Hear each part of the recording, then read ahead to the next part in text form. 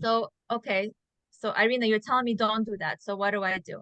So instead, what I could do is I can come in, I could say, I would love the counter to be clean. I would love the dishes to be done. Do you see how I'm changing my perspective and changing the way that I'm stating what I want instead of what I don't want.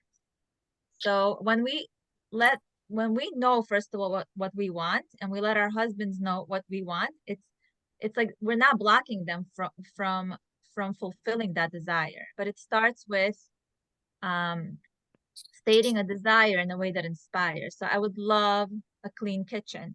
And another thing is letting go of how it happened.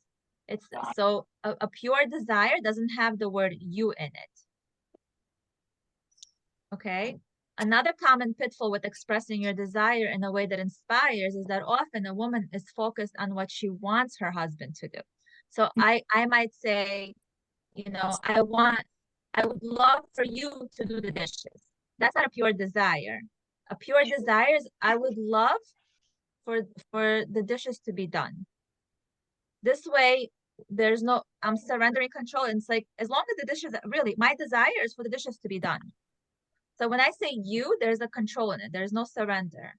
So it's kind of like blocking that desire. And and when our husbands feel that control, they're not willing to do it because no one likes to be controlled. We're all autonomous human beings. We all want a sense of autonomy. So when we state it in a way as I would love, and then we state a pure desire, they're much more likely because you're inviting them to do it and they want to do it. That's their natural way to be is to do it. But when they feel control, that's when there's a resistance. She comes up with desires. So there's no you in a pure desire. So she comes up with desires she wants him to fulfill. Like, I want you to spend more time with me, or I want you to help me with the housework. The problem with these desires is that they have the word you in them, which immediately changes them from desires to commands. Do you see the difference? Do you feel it in your body? If I tell you, I would love for you to or you don't do this enough with me, or I want you to do this with me. Like, do you feel there's like more pressure in that? The problem with these desires is that they have the word you in them, which immediately changes them from desires to commands. Commands diminish intimacy and lower your husband's motivation to pay attention to what would delight you. Sorry, what page are we? I'll tell you. Shoshana, what page? I don't know. She was gonna say she forgot. Yeah. And Page I'm busy 45. writing notes. I'll Yeah, tell you. page 45. 45, really? 45, yeah, the bottom of 45. I thought we were doing a different chapter today. So I just wanted to review. Because I think it's a very important part of the practice. So I wanted to just review the desires, stating a desire in a way that inspires. I feel like it's a very like important Wait, 45 in the bottom? part. It's page, no, it's not page 40. Yeah, it is. It's page Yeah. 44 and 45. 45 on the bottom. There is no you in a pure desire yet. Oh. 45 on the bottom. So I have like the Kindle version, and I have like this version, and I have like every Use the version. book because we're all in the book. I know, but it's easier for me to look here than it is in the book. So where is it in 45 in the bottom? I don't see it in 46. Page Oh. 45, there's no you in a pure desire. Do you see Right, that? it's in 46, 46. Oh, so my book has it in 45. So now we're on page 46. Okay. My book is 45 as well on the bottom. Yeah, so it just might be a different printing. Okay, what you really want is for him to want to spend time with you. You want to feel desired. If you tell your husband you want him to spend more time with you and he does, you'll have that worrisome feeling that he's only doing it because you asked him to, not because he really wants to, right? If you tell him, I want you to spend more time with me, and he ends up doing it, but he's not doing it out of a pure desire to be there with you. He's just doing it because, he feels like obligated to do it. You'll never get what you really want. So by stating a pure desire, that's the way to get what we really want. of course, wanting your husband to spend more time with you is a desire, and it's important to honor your desires. But instead of saying it to your husband which won't yield results that you want, consider bringing the desire to a friend and telling her that you want your husband to spend more time with you. So like we discussed before, some of these desires, it's like Shoshana said, it's not about saying, I would love this and I would love that, just anything that pops in our head. It's important to honor our desires. That's the most important part about this, is have a list of your pure desires. What do I want? Tap into that part of yourself. What do I really want? So, and then chapter 6 goes into having a group of friends that you're able to talk to. But it's very important to have a group of friends who are going to speak highly of your husband, who are not sitting and complaining about their own husbands, because what does that do? That just drags you down even more. So it's very important. That's why this was my intention with this group, because you're all here because you want to grow. You're all here because you want to have connected, intimate relationships. And God willing, when we're going to meet in person, it's a way to meet like-minded, growth-oriented women who want to rise up, who are tired of doing the same thing and not getting any results. You know, you're all open to growing. You're all saying, Hashem, I'm opening up that door, and open up the rest of it for me. So just having like-minded women in your environment, it's just easier to do that. Irina, can I ask a question? Of course. So let's say, for example, we're talking about dishes, right? Because that's the example that you mentioned. And Right. there's a whole sink full of dishes. And you had a long day or whatever it is. So now you state a desire and you say, I would love for the dishes to be done. But then there's No still in the sink. expectations. But you can't No expect I for hear them you. to be done. So I'm Right. not expecting for anybody to do them. But what I'm asking is, in a So your moment for pure myself, desires, I would love for the dishes to be done. right? But No wait, expectations. That's your desire. no expectations. Right? I'm not saying that it's going to magically disappear. But what I'm trying to say is, I guess, what would be like a response? Like, do I end up doing the dishes because there's a sink full of dishes, or do I just leave it and do something else that I prefer? Very good Does that question. make sense? It's a very Dishwashers. good question. And if your husband, so the way that it works is it's with practice. You might say, I would love, no dishes in the sink. I would love clean dishes. And your husband might offer you, Milana, why don't we get a cleaning lady tomorrow to do that? Like, Mhm. if he's not, meaning there are multiple ways that the problem could be resolved. There are multiple solutions. When we say, I would love for the dishes to be done, well, obviously I'm not gonna, if I'm asking, I would love to, or either you could do it, meaning no strings attached, is there are multiple ways for this to be done. And it's accepting as long as it's done. Right. So sometimes I guess like what I find myself doing a lot is like, maybe I don't voice that I don't voice it out loud and say like out loud, I would love for the dishes to be done. But then like I would like look at all the things that need to be done and I would do most of them or whatever. And We're then gonna talk about being I don't allowed want to, to talk about that. It's in the later. right. Can I I'm also- saying like to prevent like resentment, or you know what I'm saying? Like because But the it's dishes not are still preventing in the sink. resentment. It's getting more resentment, because what happens is you're not honoring your desire and you're expecting him to read your mind. And when he's not reading your mind, it's resentment. And then it's like, I have to do all these things and I'm the smarter, and I'm not honoring my desires. I'm not writing them down. I'm not saying them. I'm just expecting everyone to read my mind. And I'm just coming because they're not reading my mind and things are not getting done. So like, of course we're going to be resentful. Right. First of all, it's like chapter 1, how's my self-care? Number 1. And number 2, am I honoring my desires? And am I letting go of how it happens? Because a lot of times when we have a desire, we see exactly in our mind, like that's the controlling part of us, that we see exactly how it plays out, who does what. That's the part that we surrender. You know how they say surrender to Hashem? This is literally the practice of surrendering to Hashem. This is what I want, Hashem. You're Hashem, you're gonna make it happen. So our husband is a messenger of Hashem. We surrender. This is what I want. We write it down or we say it. But just giving our desire. So why are we so disconnected from our desire? Why don't we say it out loud? Is because in the past, or just the way that we've been conditioned in this world, is that when we even think of our desire, right away the negative thoughts come. It's never gonna happen. No one's ever gonna do it. It's only me who's gonna do it. So it cancels out our desire. And it's so painful for us to think about our desire that we suppress them. We stop even thinking about them. I have Because a the minute we question. have a desire, that those negative thoughts come up of it's never gonna happen. Right. So the way to still honor that desire is to notice the negative thoughts, pop the bubble, let it go, and still just keep, and it's a practice. It's a practice like anything else. Just one desire at a time. And just making a list. What do I want? What is my pure desire? Like, meaning some people will say, I want money. But money is a means to an end. What do you want to do with that money? That's a pure desire. Like, what do you want specifically? I want a dress, I want boots, I want a wig, I want, like, whatever it is.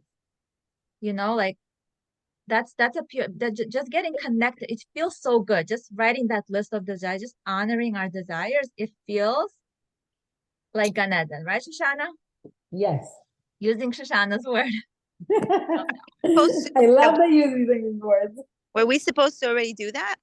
Yeah, we did that last week, but it's okay. It's never too late. You could just go back in the chapters and watch the previous recordings, and we go through that. And we do questions later. Can we write it? I love questions. I think it's great. We can all learn from each other. Can we just like write it down so we could, even when we watch it and listening to everyone speak, it's annoying.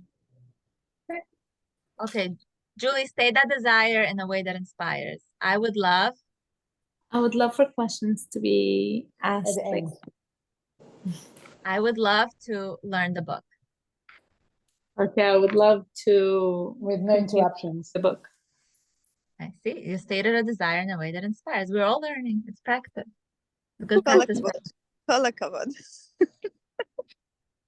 Okay. Okay, so now we are on page 47. Okay. When I asked Sumaya what her when you find 47, yourself not 53? With we're the on friends? expressing this Because you mentioned something that's very important to have a group of friends that. no, we're gonna go to that later. I'm Okay. going like a little bit back and forth, but I'll go back. Okay. Yeah. 47, okay. Now we're on page like 46, 47 around, okay? When you find yourself tempted to express a desire with you in it, take a step back and ask yourself, what end result you want most before you say it to your husband? Like I said before, with the money or like with the kitchen, what end result do I want? I want a clean kitchen. I want a dress. I want to rest on my couch for 10 minutes uninterrupted. Like, what do I want? What is the end result? It doesn't matter how it's going to happen, with who it's going to happen. What do I want? So I think this is a very important thing to highlight. Where is it? It's on page 47. 46. On the bottom? It's 1, 2, 3, the fourth. It's like the fourth little paragraph. It's on 47 on top in our book. The Thanks, first, Jill. yes. Okay, now page 47. Expressing desire always works. When Jill decided to say to her husband, I would love to cut back on my work hours because I want to be home with the kids more, she thought she was expressing a pure desire. So, okay, where do you listen to what she said? I would love to cut back on my work hours because I want to be home with the kids more, okay? So she thought she was expressing a pure desire, but when we next met, she told me it didn't work. I asked her what she meant, and she said her husband didn't respond to her desire by agreeing that she should cut back her work hours. So she felt justified in telling him that he didn't care at all about what she wanted. Okay. But saying that expressing her desire didn't work told me that she had an expectation lurking underneath. So when we state a pure desire, that's what the word pure desire, there's no expectation. We're just honoring our desire. And sometimes if it's really important, we state it. We say I would love to, or I want to, you know, ABC. She had an expectation lurking underneath what sounded like a pure desire, which turned it into a demand, which her husband likely picked on instantaneously. Husbands are smart like that.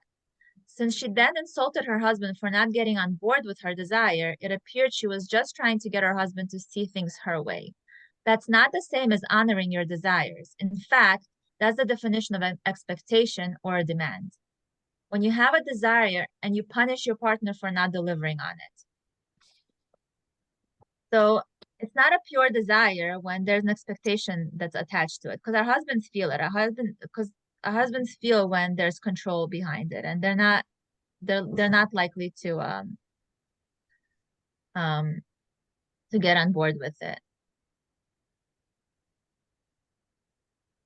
But once I learned the difference between a pure desire and a demand, I started to see my husband really respond with enthusiasm and the possibility of making me happy.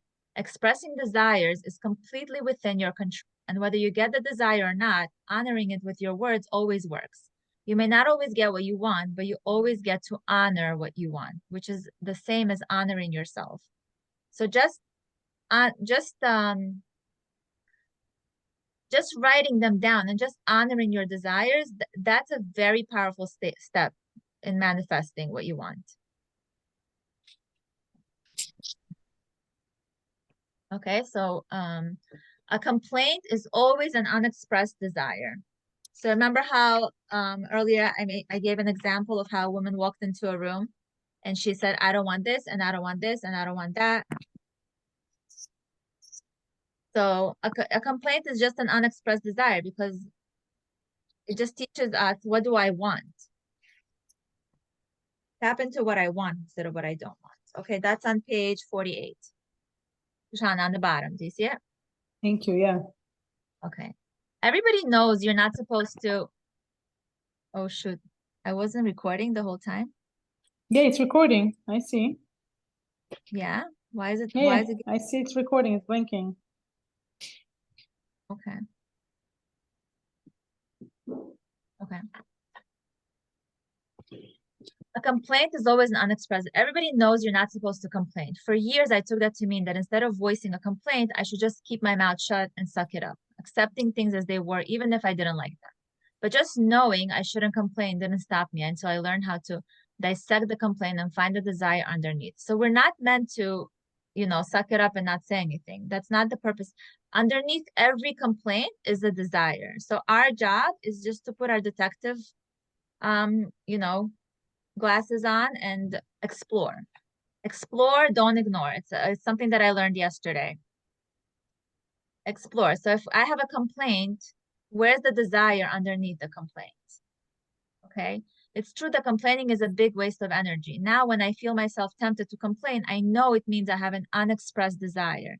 It's my job to figure out what it is and how to express it.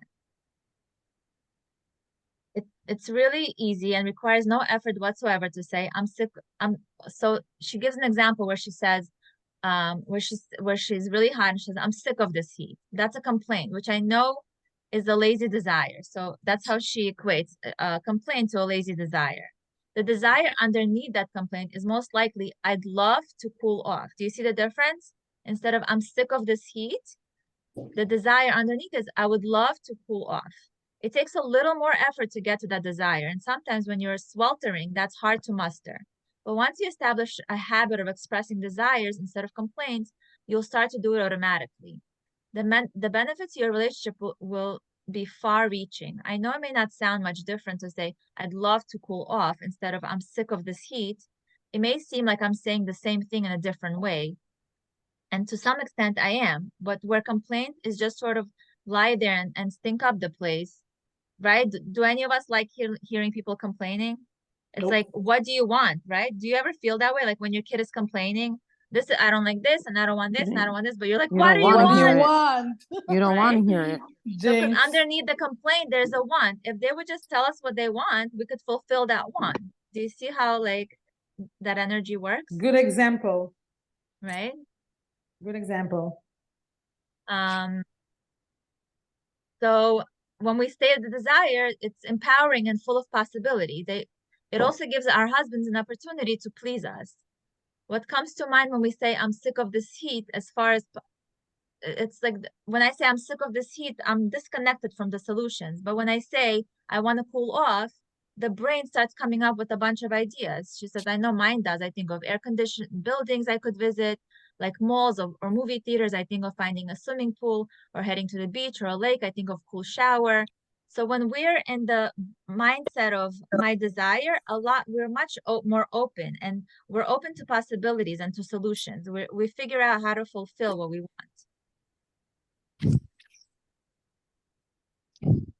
The point is that there are possibilities here, and thinking of them is much more appealing than focusing on how sick you are of the heat.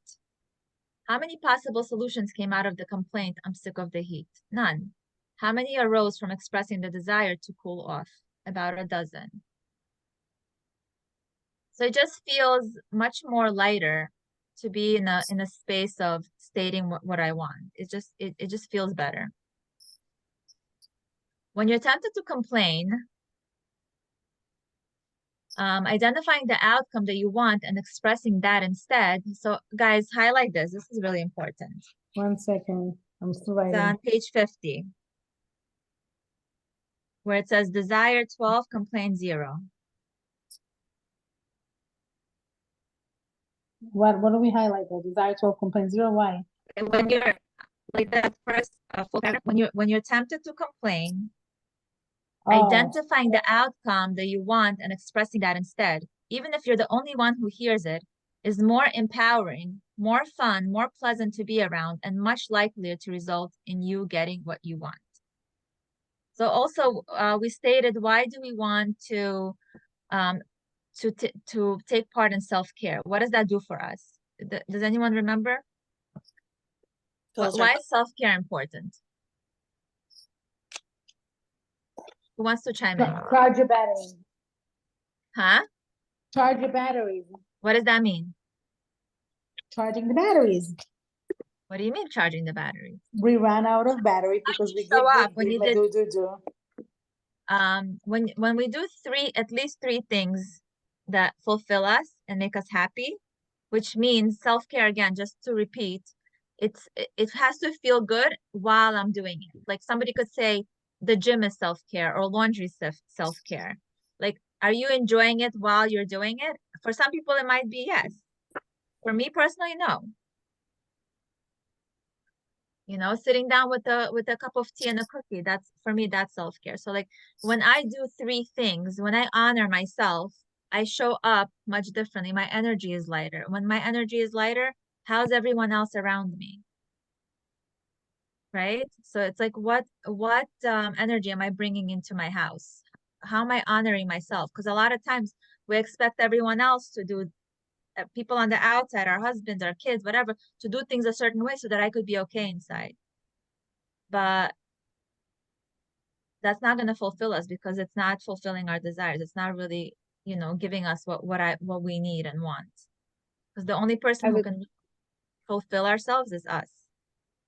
I was gonna say it also makes us visible and like alive because we're being able to honor what we want.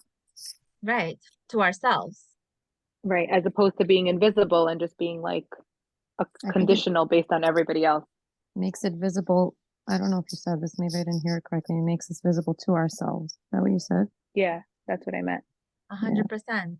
We have to, if we want other people to see us and recognize us, it all starts from here. It's always inside out. Right. Everything is always inside out. So she gives an example here. Carly loved going to parties, but her husband was more of a stay-at-home guy. When they got invited to a party, she would start strategizing. Yeah, Elle, you had this example last week. Did you state your desire that inspired? I want to hear about it. Yeah. I try not to say much, honestly, because I get myself in trouble. And then my brother called him. My husband loves to be cold and respected, so called him, said, "Please come." This is the whole teaching. The whole how to going respect them. Oh, I thought this was the Muncie situation. I wanted to go to Muncie. Yeah, you want to go to Muncie. Yeah. I said I You would, just state your desire I in would, a way that I would inspires. love to go to Muncie with the family. That's it. That's all I Okay. said. I didn't pressure. Okay, and I didn't say anything else. beautiful. He molded it, and then thank God he said yes. What Look a at that. success. You got to win. That's success. Oh my Yay. gosh. Yeah, yeah. That's I amazing. very hard not to put a demand, not to make him feel guilty. Beautiful. That's amazing. Wow. Thank God. I love that. So Mhm. listen to this story. You can relate to this. Carly loved going to parties, but her husband was more of a stay-at-home guy. When they got invited to a party, she would start strategizing about how she was going to get him to agree to attend. She would start by complaining about how long it has been since they'd gone somewhere socially and gripping that they never did anything fun. She would say, wouldn't it be great if we could go to a party? But she never really came out and said what she wanted. All he heard was complaining. What is he want? So who is that? Julie. Is that us? Are we on speaker? Yeah, guys, just it's distracting if you could. So all he heard was complaining. And then she would get mad, both because he was ignoring her and because she wasn't getting what she wanted, even though she had never actually said what she wanted. All she was saying, we never do anything fun. We never go to any parties. Now Carly had a different approach. She says, my cousin invited us to a birthday party and I'd really like to go. So that's it. She stated her desire in a way that inspired. My cousin invited us to his birthday party and I'd really like to go. That's it. No strings attached. She stated the desire in a way that inspired. These days, Carly not only has a better connection with her husband, she gets to go to a lot more parties with him. It saves a lot of heartache, she told me. He doesn't mind going to a party if he knows it will make me happy. Because that's what they want to do. They want to make us happy. We just gotta let them know how. So instead of saying this house is a disaster, say, I would love for this house to be tidy. And then let the possibilities start to bubble up. It doesn't matter how it's done. It doesn't matter by who it's done. Even if, you just state the desire. I would love for my house to be tidy. And, whoever comes over or whatever and like starts, like I had a friend who would come over and she's like a neat freak. And she'll just start cleaning my house and whatever. And I'm like, no, don't do it. But she's like, but I love it. Why are you taking away my pleasure? Like I used to feel guilty. Hashem sent her to clean my house. Why not? Can you send it to my wherever house? it comes from.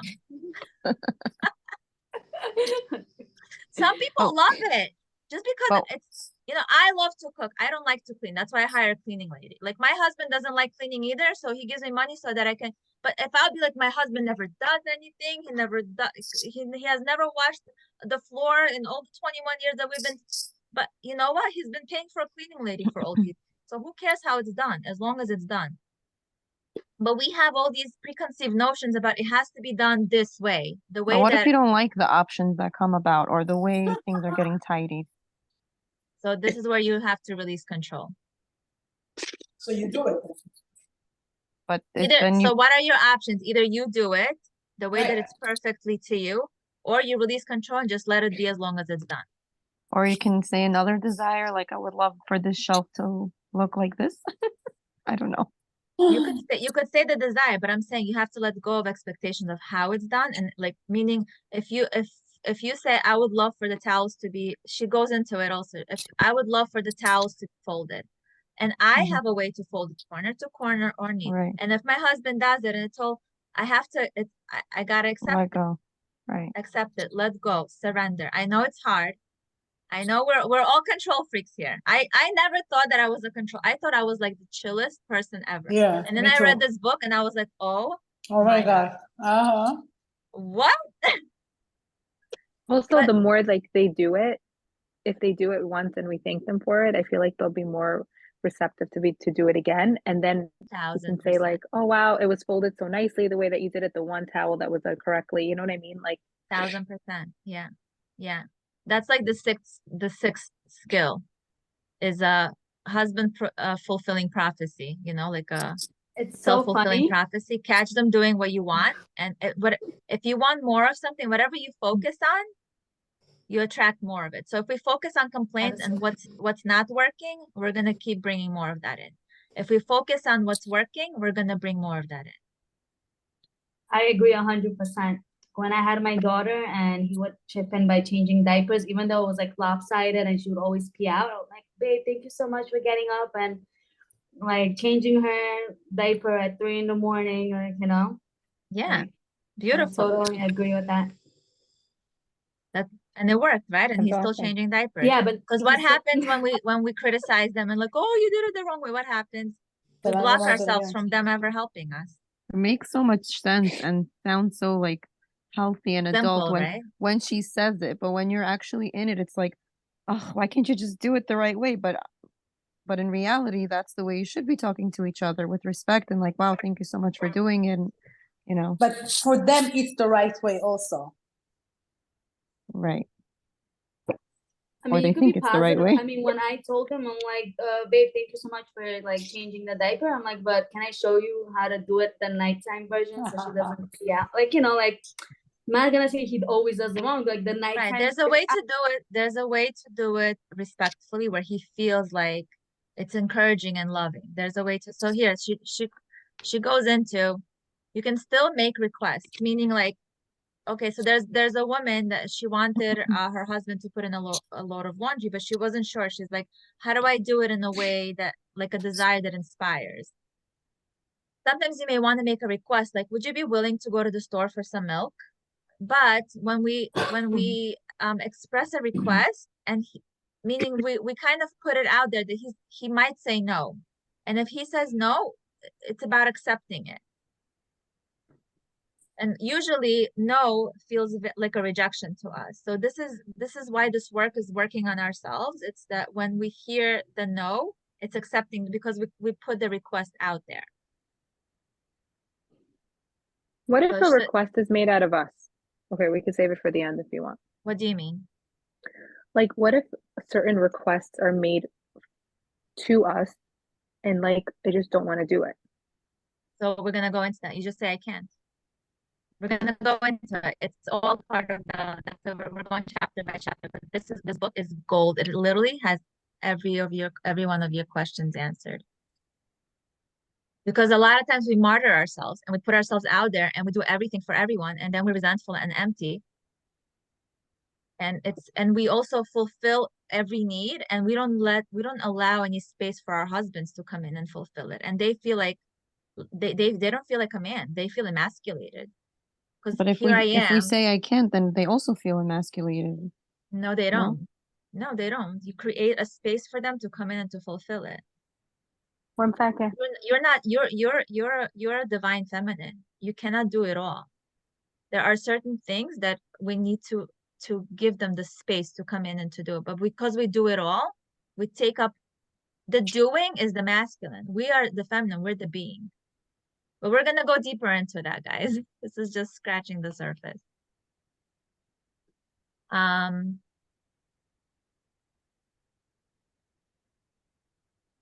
Pure desire never ends with a question mark, but a simple request does. So a pure desire just says, I would love, blah, blah, blah. It's not a question mark. But you could also state a simple request. Sometimes you may just want to ask him for a hand, and that's absolutely fine. It's a normal part of a relationship. Now that I've been doing this for a while, most of the time expressing my desire comes pretty naturally to me. Recently, however, while thumbing through my neighborhood newsletter, I saw an ad for a local dance studio and absent-mindedly said to John, we should go back to dance lessons. This is a good example of how not to express. Did you hear what she said? We should go back to dance lessons. So how does that feel? Like, how does that feel to you? Not like an order. Right? And should and we. This is a good example how not to express a desire. Saying we instead of I is like sneaking a hidden you in there. And should is not the same as would love at all. I made it seem as if learning to swing dance was a vital task that we have been shamefully neglecting, when of course it was no such thing. Right? So your husband wants to make you happy. If it doesn't seem that way at the moment, it might be because he hasn't been getting the information he needs to do it. But that stops today. Now that you know how to express your desires in a way that inspires. So at the end of this, I want to hear if any of you have used this skill and how it's working for you, because it's been working amazing for me. It's just so much easier to just Yeah. say what I want instead of complaining about what I don't want. I have. Yeah, I know, Shoshana. That's why you're in Gan Eden. So he doesn't like when I go away for vacations on myself. Mhm. And I I love told that you him- do that, by the way. You're like my inspiration. Okay, but he didn't like it. So, but now I told him that I would love to go to Florida for my friend's bas mitzvah. First he said, I'll think about it. And then 2 days later, I said it again. I said, I would love to go for Brachit bas mitzvah, Florida. So he asked me, what are the dates? And I told him that. He's like, okay, book a flight. I was like, what? Before it was like, fight, and then I would go without his permission, you know? Right, but you wouldn't feel good. No, I Right? feel good. But I I'm know, just but saying- not really. now It it's feels like, so oh much my more God. free. But You're now so we much more pay- free to enjoy Yeah, yourself, but right? I Go used with to the pay for my bracha. but I used to pay for my vacation, so now it's paid by him also. They're like, sure, book a Beautiful. flight. I was like, wow. What an inspiration. And also wanted to show you the car that I got today. Would you like Oh to yeah, them? show Should us. I?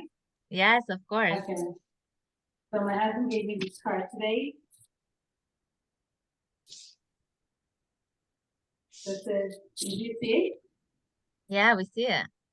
It says to the Rabba, and inside, and Sama has inside. I mean, he's been doing these nice things lately. And he went inside, he goes, to the Rabba, I'll call us to be there. Oh, yeah, like, thank you for all your good heart. Wow. I love it. Yeah, I love it too. It's such inspiration. I love it. And I love that challenge we did in the group by sending those texts. My husband came home afterwards and he was just like, I mean, whatever. He's usually like okay and carefree and whatever, but it was just like it felt like something a little bit like that intimacy, you know, like it felt like a little closer. It was nice. So I like that we did that. Okay, so we're in chapter 6, where she talks about the importance of having a community, having like-minded friends. If you know you have friends who are not on the same page as you and they're still in the mode of complaining, it's hard to grow with people who are pulling you down. So it's just very important to be a community of people who are growing and elevating you and who are there to support you and who are there to support your journey.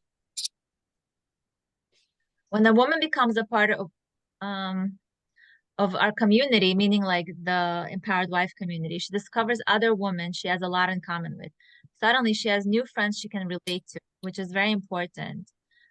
She feels like we said before, it's like a minyan, like when you do something alone, it feels lonely. But when you do it with a minyan of people, the energy is much stronger. It's like one candle as opposed to 10 candles lighting together. How much more light is that? We feel the strength in numbers. And just motivating each other to do self-care, when someone's feeling a little off, we could always like lift her up. How's your self-care? Did you state a desire in a way that inspires? And like all the things that we've learned so far, we could just, remind ourselves of that.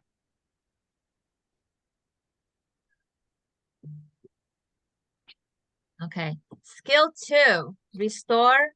Oh wait, it's 10 o'clock almost. Oh my gosh. Where did the time go? Yeah, but we started 9:08. That's right. Okay, so I'm willing to stay a little bit. Let's go. I want to go a little bit into this skill. I think it's important. If any of you have to go, we totally understand. The recording is going to be here. So skill number 2, I'm so excited to move into this skill.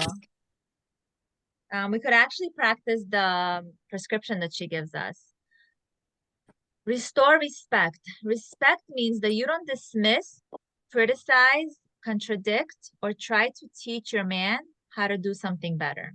It's like what we said before, because when we do that, We show them, I don't trust you. You don't know what you're doing. I know better than you. Step away, little boy. Where does it say that? I'm saying that it's coming from Hashem. I know, yeah, but I know, but this, I know this is the skill. Where does it say that in the book? It's coming from Oh. Irina's book that's coming out soon. Amen. Why not? It's chapter, Skill 2. yes, scale to page 57. 59, Shoshana in our book. Oh, that's so interesting. Do you guys have like you probably bought your book a couple of years ago. That's probably a new print. I don't know.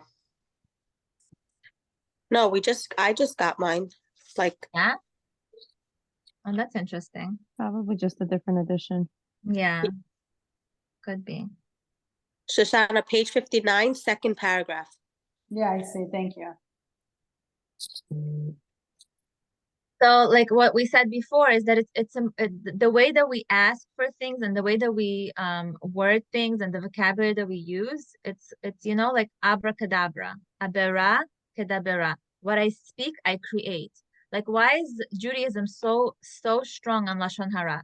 Why is it? It's like we weren't taught in school that when we speak, Lashon Hara is basically a complaint. And everything that we say and we create it into our reality. So why not focus on what we want instead of on what we don't want? So this the same thing here. When we speak to him in a certain way, we open up that energetic flow. We let them know what we want so he can come in and fulfill it. And even if it's not him, I'm actually doing like group coaching with the Empowered Wife, and a woman said that she wanted a certain type of flower. She wanted pink, let's say she wanted pink roses. And she's like, my husband always buys white roses, and I really, really wanted pink roses. So she said, I wrote on my list of desires that I want pink. And she's like, I actually took a picture of it and I sent it to myself. And she said that my sister ended up, as we're talking, she says, oh, my sister just said she has pink roses in her garden, and she said that I should come pick it up. You see, when she let go of the expectations of the strings, it doesn't matter how it comes into your life. As long as it just receive it. Open up to receiving without expectations. Doesn't matter who gives it to you, how, because in my mind, what is my pure desire? I would love pink roses, right? Or the non-pure desires, I would love pink roses from my husband who buys them. Like my husband, he wanted to get me, you know how in weddings they give those flowers? So he was like making me a bouquet, and I got mad at him. I was like, no, put that back. And when I shared this with my very spiritual friend, she said, Irina, you blocked you receiving. And I said, what do you mean? She said, he was giving you something, receive it. It doesn't matter how he gives it to you. I said, no, but I want him to buy me flowers. I don't want him to get it doesn't matter how he gives it to you. It doesn't matter where it's coming from. Even if he plucks it from your garden and whenever your husband gives you something, a birthday gift, even if we're going to go into that later also. This is where the respect comes in, and that respect brings about that intimacy that we all want. You don't make fun of him for doing things the way a man does things, which is often completely different from the way a woman does things. So another thing that they said that was really beautiful was, let him love you the way that he loves. Like, I want him to love me the way I love, like the 5 love languages, right? We all have different love languages. I want to be loved like the way that I love, but it's allowing him to love me the way that he loves. That's surrendering. You know, that's letting go of control, and that's peace. Instead of, no, I want him to do things this way, and that's the only way that I will accept it. Block, block, block, block, block. And then I sit there and resentful and sad and angry because things are not going the way that I wanted them to. So releasing control, that's how we get intimacy and peace. Okay, here's her prescription. I guess this is what I want to practice this week. Act as if you respect your husband, even if you don't feel respectful. Just the way you would act confident at an interview or giving a talk. It's okay to fake it till you make it. Do it messy. Do the best you can. put on your I'm respectful to my husband coat and just fake it till you make it. And see what happens in your relationship. See how you feel first of all, and see how he feels, how he comes into his role as a different person. Because so many times we're like, if only he would change, then I could be okay inside. But just the way that we approach him, the way that we respond to him, when we change that, automatically his response to us changes. It just Very true. and it just brings so much peace into the home, right, Shoshana? Yes, a big yes. A powerful way to quickly restore intimacy is to think of a specific situation where you criticized, insulted, contradicted, or belittled your husband and offer an apology. So, okay, it happens, you know, sometimes like whatever, because we're like in the habit of like making fun of each other, whatever. But if I'll stop and be like, you know what, that was really disrespectful, I'm sorry. Like, it's so hard, by the way, Shoshana. This is like the hardest, it's so hard. I didn't realize how hard it is to say I'm Wait sorry. for the big apology. I haven't But- done that yet. But like It's very Teshuvah hard. was in this world before the world was, Hashem gave Teshuvah in the world before the world was created. What is Teshuvah? To return, to come back, to repair, right? We're not perfect. You know, Avera, what is Avera? Avar, it's in the past. We made Averos, it's in the past. The Averos are in the past, let them go. So why Let- are we bringing them back to light? What do you mean? Like we are going to take past events and we're gonna apologize for being disrespectful for those past events. Right? Yeah. I guess we're trying to If it repair comes them. up, if it comes up and you feel like it's there's a trigger, if it's something that's like fresh, I feel like then you're not gonna just like randomly be like, oh, you know this thing that happened 10 years ago? But I think that's mean, like, what in the if it's book it coming does up, have if that. it's That you what like do you mean? randomly remember this, like I'm sorry for this. Like they do pull out things that Okay, so Laura also says this book is a toolkit. You use it how you see fit. Mhm. It's not meant to, if it doesn't feel like the right thing for you, follow your neshama. You have your intuition. If it feels like emet to you, follow that. If it feels like it's not your emet, let it go. And If what it if feels like you feel like my if you emet, apologize for Mhm. something that they consider disrespectful and then I don't know, and it's maybe not it's they gonna considered. If you really think about it, you'll know that it's it was disrespectful. disrespectful. Yeah. So don't look at him, they, because we know what like when I sit there and I really have that awareness, I know when I'm being disrespectful. You know, sometimes it like, you know, dawns on me a few minutes later, but again, it's a practice. We're not here to be perfect. Practice makes progress. One step at a time, one day at a time. Even if once a day I can do that, it's everything. You know, it's like getting off that hamster wheel, because so far we've been doing the same thing, expecting different results, like hamster wheel, and like we're stuck in the same situation, situation that our mothers was and our grandmothers were in, you know? Like Right. if we want to get off that hamster wheel, it's like, okay, so I'm going to try to do something different. I'm going to open up a different doorway for myself. What if it's health related? What do you mean? Like, let's say, for example, we were saying, like, don't say to, like, do certain things, like tell them what to do or how to Because- do things and stuff so- like that. But what if so- it's, like, a health Right. related So issue? this chapter even said he's a grown man and he knows what to do. You're not his mother.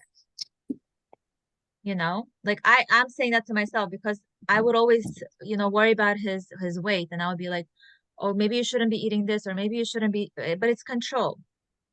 And it's me showing up as his mother. A man doesn't want to be intimate with his mother.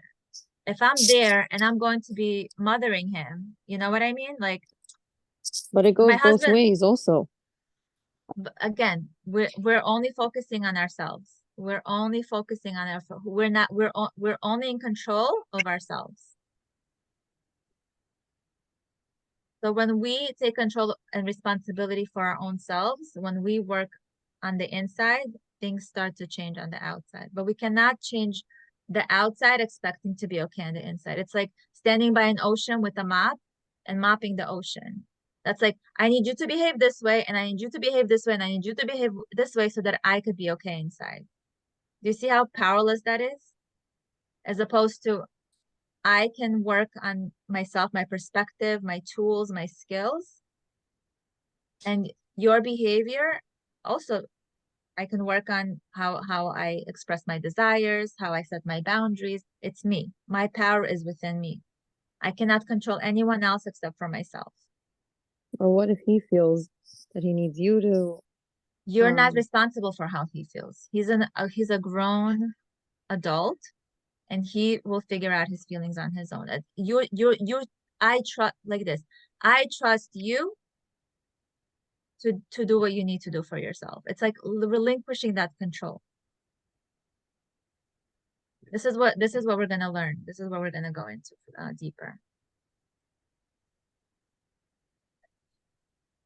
If you find yourself wanting to teach your husband something or help him improve, consider using the phrase, whatever you think.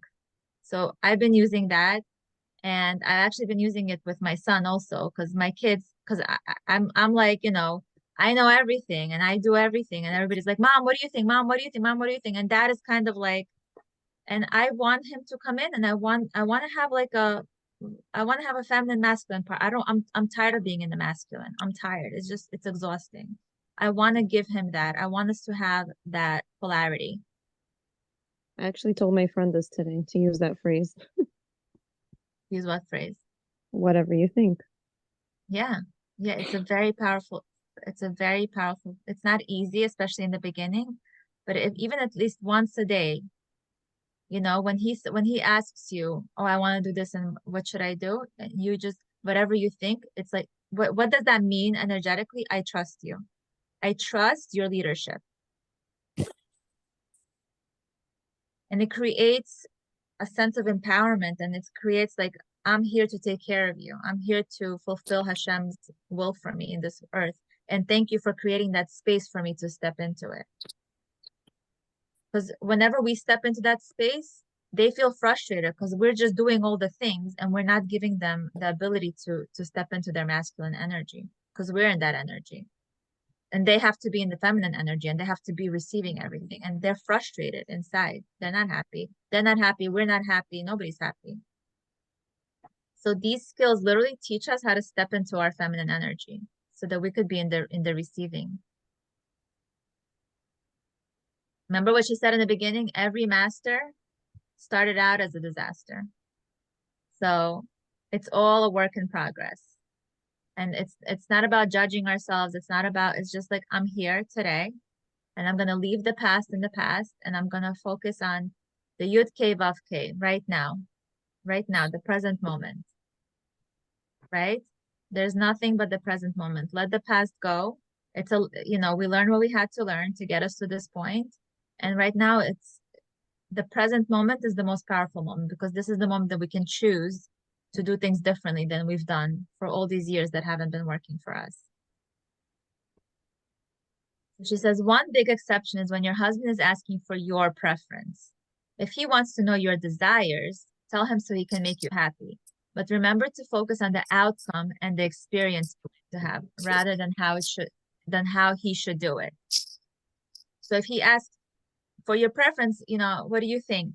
State it as a desire, and what do you want, and what do you want to experience? Like, what outcome? He says to you, what do you think about, what's your preference? Do you want to go to Miami or do you want to go to Cancun?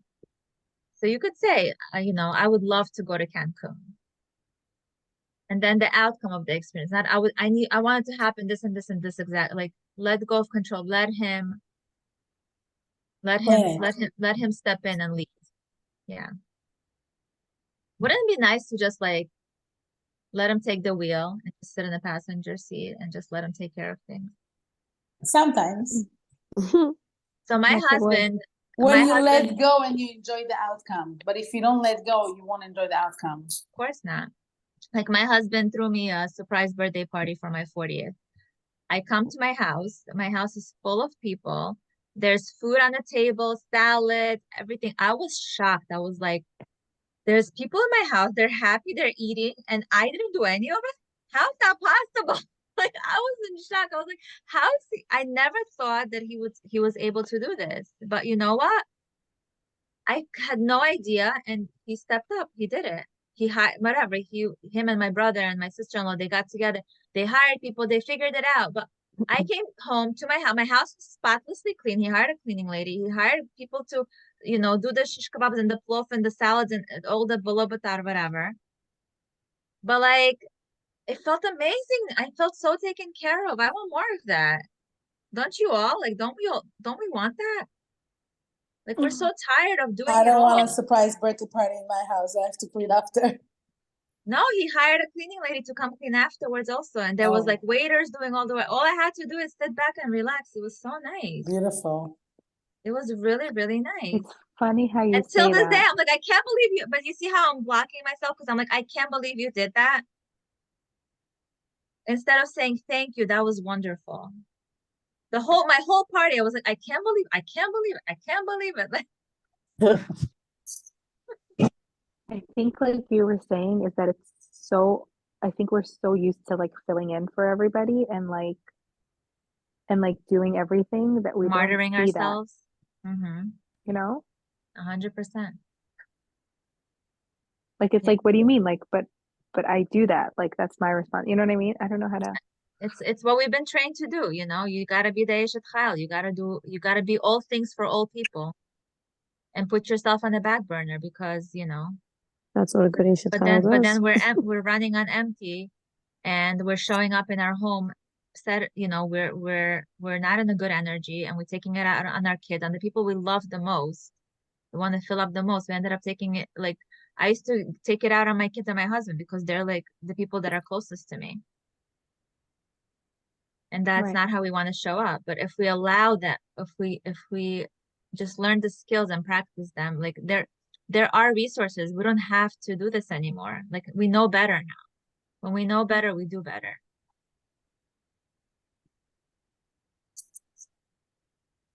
Okay, ladies, I think we're gonna stop here tonight before everyone gets really exhausted. But I guess Thank we'll you. go into chapter 7 next week. I really want to get into that, but I really wanted to talk about the desires because I think that's also like a very important skill to know. Yeah. And just be mindful this week. Just, am I being respectful? And when he tells you something, instead of sometimes they just want to express what they want to express, like the way that we do. Like they don't want us to Vent. fix it. They don't want us to step in. They want to know that we trust them. So when they ask us for something, we could just say whatever you think. Just try that. Try practicing that. So self-care, stating desire in a way that inspires, and